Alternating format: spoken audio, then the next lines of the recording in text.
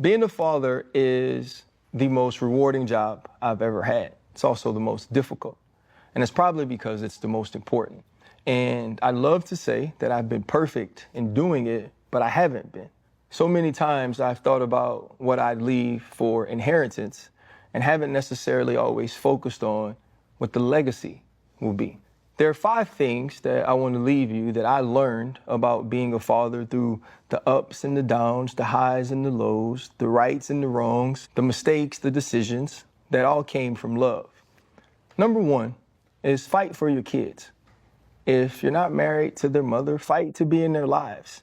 Fight for the opportunity to love them. Fight for the chance to be present. Fight the fights that they can't fight, the ones that they're not big enough to fight.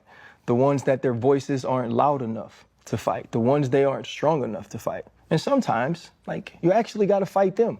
There are going to be things that they want that because of your experience, because of your love, because of your care, you know those things aren't the right things. And you have to be willing to say, I love you so much, I can't let you do that. Also, you got to show up for your kids. Be present. Be present for those moments of success, those moments of happiness, those moments of joy, those moments of accomplishment, because they will remember that you're there.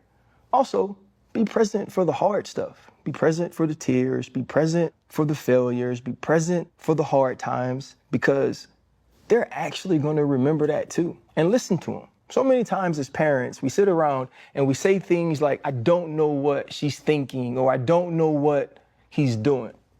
You would if you listened, because if you asked them, and you truly want to know the answers, and you sometimes just sit with your mouth closed, they'll tell you.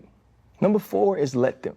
We had Mel Robbins on the show, and she wrote a book about it. And when I say let them, it's kind of the hardest thing to do because you love them so much that they're going to want to do something. You're not going to think it's right, or you think it could be hard, or it could hurt them, or it could hurt you. So you don't allow them to do it.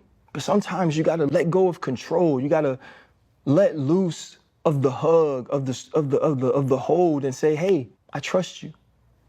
I love you.